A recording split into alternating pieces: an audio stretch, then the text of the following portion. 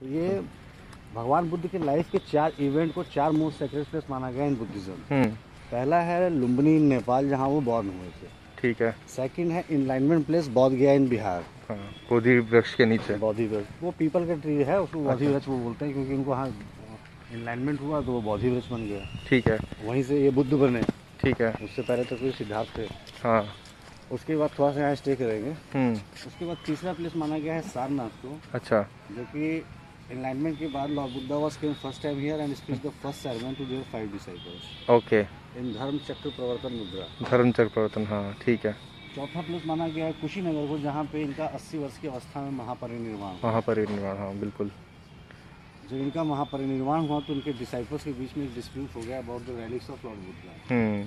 2 part में divide, हाँ। उनकी रैलिक्स को लेके 8 भागों में डिवाइड हो गया। अच्छा ठीक है। अगर उस कस्टम को फॉलो किया जाए तो बहुत पॉसिबिलिटी थी, या तो बुद्धिज्म डेवलप ही नहीं होता, नहीं होता, और इनकेस अगर डेवलप होता भी तो 8 अलग अलग नामों से जाना जाता। ठीक है।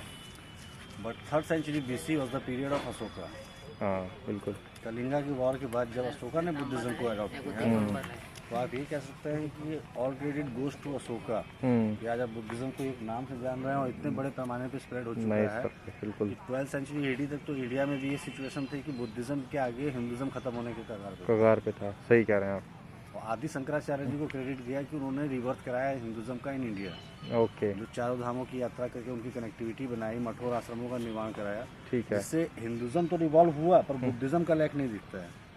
ओके। बुद्धिज्म के लैक के पीछे सबसे बड़ा कारण था Bakhtiyar Khan Khilji. Okay. Was the commander of Qutbuddin Aibak. उसको ये इंस्ट्रक्शन दिए गए थे कि यहाँ से लेकर नालंदा तक जितनी भी बुद्धिस्ट साइट्स हैं उनको पूरी तरह से डिमोलिश कर दिया जाए, मंदिरों को तोड़ दिया जाए, मूर्तियों को तोड़ दिया जाए। अब देखिए यहाँ पे एक पॉइंट क्या है कि इनकेस अगर आपके पास टाइम की शॉर्टेज है, आप मूर्तियों को पूरी तरह से न तोड़ पाओ तो एटलीस्ट उसको डिसफिगर कर दो। हाँ। किसी का नाक काट दिया, कान काट दिया, गला काट दिया, आगे बढ़ो। और जब मोनेस्ट्रीज पे, जहाँ पे ये बिहार मोनेस्ट्री जहाँ पे मॉन्क्स रहते थे, उस पर जब अटैक करता था तो उनको जान से मार देता था, मोनेस्ट्रीज में आग लगा देता था। जिसकी वजह से जो बचे हुए थे मॉन्क्स जो, वो डर के मारे यहाँ से स्केप्ड होते हुए तिब्बत, नेपाल और भूटान के रास्ते चाइना की तरफ मूव कर गए। तो 12th सेंचुरी AD के बाद आप कह सकते हैं कि इंडिया से बुद्धिज्म खत्म हो चुका था, जो कि बर्थ प्लेस था बुद्धिज्म। ठीक है। और 2300 साल पहले जब अशोका ने बुद्धिज्म अडॉप्ट किया तो उसने खुद अपनी बेटी संघमित्रा और बेटे महेंद्रा को भेजा था श्रीलंका में इसका प्रचार प्रसार करने के लिए। ठीक है। तो 2300 साल पहले भी इंडिया से बाहर मूव हुआ और 12th सेंचुरी AD के बाद पूरी तरह से यहाँ से खत्म हो गया।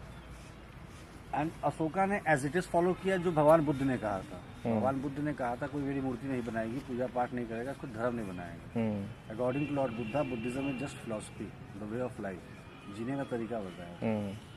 बुद्धिज्म की पॉपुलैरिटी का पीछे भी सबसे बड़ा लॉजिक था भगवान बुद्ध का जो मिडिल पाथ उन्होंने चुना था। देखिए निर्वाणा, हिंदुज्म में मोक्ष की बात होती है, मृत्यु के बाद की चीजें हैं, सर्टेन नहीं है। वही चीज जैनिज्म में डेवलप हुआ निर्वाणा के रूप में।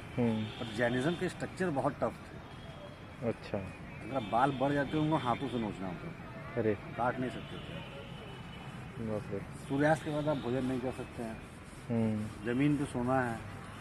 और इतना अभी आप फ्री माइंड चल रहे हैं, 2-4-10 चीटियाँ कहीं दब जाएंगी आपको पता भी नहीं चलेगा। तो उनको हमेशा केयरफुली चलना है कि कोई जीव जंतु की किसी तरह से उनकी हत्या द्वारा हत्या न हो।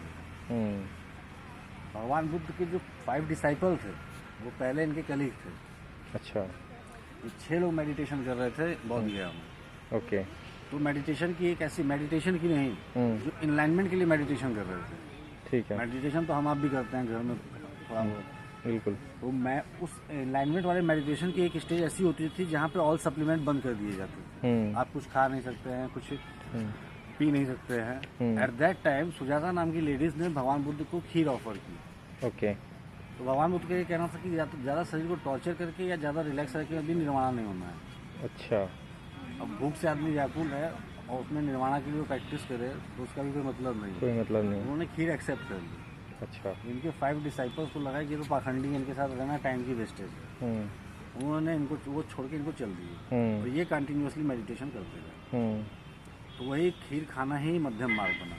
अच्छा। उसकी वजह से अब निर्वाणा जैनिज्म में भी आ गया, बुद्धिज्म में भी। तो अब जब आपके लिए कोई इजी वे है तो आप टफ वे क्यों चुनोगे?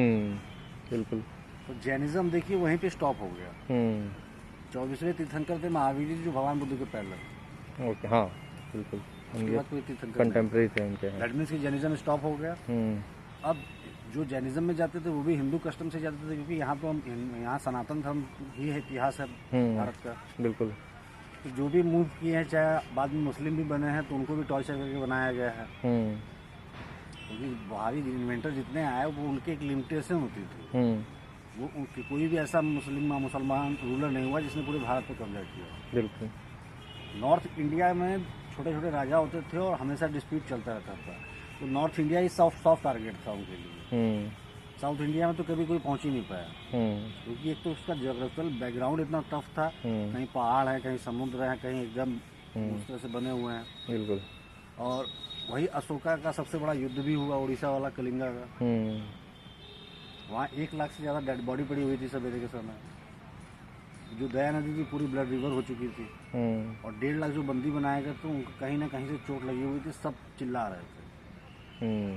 अभी किसी को चोट लग जाए आपके सामने और वो चिल्ला चिल्ला के रोने लगे, तो आपका मतलब माइंड एकदम डिस्टर्ब हो जाएगा। बिल्कुल। मैं एक सिंगल आदमी की बात कर रहा हूँ। बिल्कुल सही। नॉर्मल से कह एकदम फेस गायब हो जाता है, नॉर्मल जो चीज़ होती है। यहाँ बात होती है 1.5 लाख लोगों के रोने चिल्लाने की। बिल्कुल। सोचिए क्या सीन रहा होगा। इसीलिए अशोका ने तुरंत सारी मार पिटाई छोड़ के बुद्धिज़्म अडॉप्ट किया। तो अब जब अशोका ने बुद्धिज़्म को अडॉप्ट किया तो उन्होंने कोई मूर्ति या मंदिरों का स्ट्रक्चर नहीं डेवलप किया। निर्माणा वाली बात तो आप लोगों को क्लियर हो गई। बिल्कुल। जिसकी वजह से बुद्धिज़्म इतना पीक पे गया। उसके बाद अशोका ने 7 जगह की रैलीज को रिकलेक्ट करवा दिया। अच्छा। 8 जगह डिवाइड हुई थी।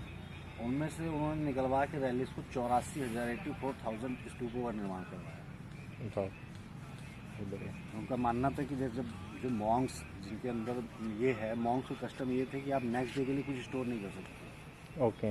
अगर आपकी डेली के वेजेस आपके 10 रुपये हैं, आप 2 घर में बैगिंग करने गए, 10 रुपये पूरे हो गए, तीसरे घर में अलाउड नहीं है। ओके। तो ये कॉमन ह्यूमन बीइंग तो रह नहीं है मॉन्क का मतलब। तो ऐसा सन्यासी आप बोल दीजिए, सन्यासी रहेगा। सन्यासी के अंदर लोग माया कोई जगह ही नहीं है। तो ऐसे लोगों ने डिस्ट्रीब्यूट किया भगवान की अस्थियों को लेकर। तो अशोका की दीवार में कहीं रहा होगा कि बाद में कॉमन ह्यूमन बीइंग क्या करेंगे। उन्होंने 84,000 स्तूपा बना दिए, क्योंकि भगवान बुद्ध ने अपने जीवन काल में 84,000 सेरेमनी दिए थे। ओके। अशोका का जो भी स्ट्रक्चर है वो सिंबॉलिक था और correlate to the Lord Buddha. ठीक है। उसके बाद उन्होंने क्या किया कि उसमें से भी 8 बड़े स्तूपों का निर्माण कराया।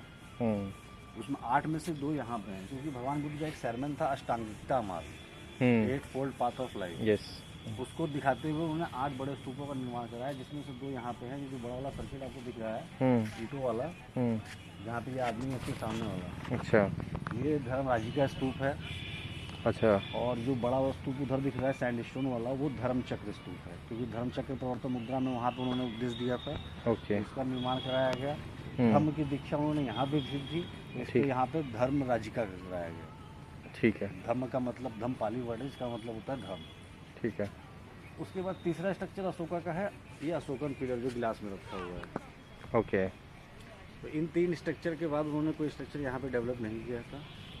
और उसके बाद यहाँ देखिए डायनेस्टी तो बहुत सारी आई, और उन डायनेस्टी का काम था सिर्फ कस्टम को फॉलो करना। डायनेस्टी इसकी हिस्ट्री में जब हम लोग एक्सप्लेन करते हैं तो उन 5 डायनेस्टी का नाम आता है जिन्होंने कोई स्ट्रक्चर दिया हो या कस्टम पैदा किया हो। ओके। तो जैसे अब मौर्य ने तो, अशोका ने तो पूरा स्ट्रक्चर ही दिया था। उसके बाद सेकंड नाम आता है कुषाण डायनेस्टी का, 1st सेंचुरी AD। ठीक है। ये लोग भी बुद्धिस्ट हो गए थे, पर इन्होंने भगवान बुद्ध की मूर्तियाँ बनाने के लिए बोल दिया। ओके। पर जो इनके बनाने वाले कारीगर थे वो भी बुद्धिस्ट हो चुके थे, वो डरते थे। ओके। राजा ने तो बोल दिया उनका तो कुछ जाना नहीं है, बनानी हमको है। और भगवान बुद्ध ने मूर्ति बनाने के लिए मना किया है। अगर हमने मूर्ति बनाई तो ऐसा ना हो कि हमारी फैमिली पे कोई प्रॉब्लम आ जाए। ठीक है। दैट्स वाई वो उनके रियल स्ट्रक्चर न बना के बोधिसत्व, बोधि मीन्स नॉलेज एंड सत्य मीन्स पार्टिकल। ओके। बोधिसत्व के स्ट्रक्चर बनाते। अच्छा। उसके बाद जो सबसे इम्पोर्टेंट पीरियड आया, 3rd पीरियड, वो था गुप्ता डायनेस्टी का पीरियड, 5th सेंचुरी AD। और 5-6 सेंचुरी AD को बोला गया है golden era for the Hinduism. Yes. तो उन्होंने क्या किया कि हिंदू राजा होते हुए बुद्धिज़्म को प्रमोट करना चाहा। अच्छा। अब आप किसी दूसरे रिलीजन को आप प्रमोट करना चाहेंगे ना, तो आपकी उम्र इस समय का 25-30 साल है, हाँ। तो आपने हिंदू कस्टम को पूरी तरह से फॉलो किया है, हाँ। तो वो कुछ ना कुछ हिंदू कस्टम उसमें इन्वॉल्व जरूर हो जाएगा, मिक्स हो जाएगा। वही यहाँ पे हुआ जो फिलोसफी चली आ रही थी 1000 साल से, कन्वर्टेड इनटू रिलीजन। ओके। उन्होंने क्या किया कि पहली भगवान बुद्ध की जो मूर्ति आप देखते हैं कर्ली हेयर वाली, वो गुप्ता पीरियड में बनना चाहिए। ओके।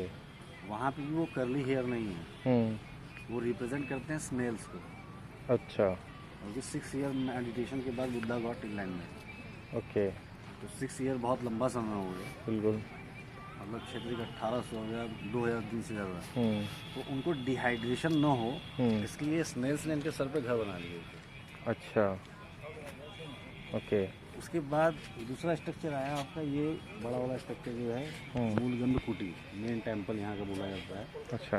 जो पहले 525 BC से लेकर 485 BC के बीच में भगवान बुद्ध का निवास स्थान हुआ करता था। अच्छा।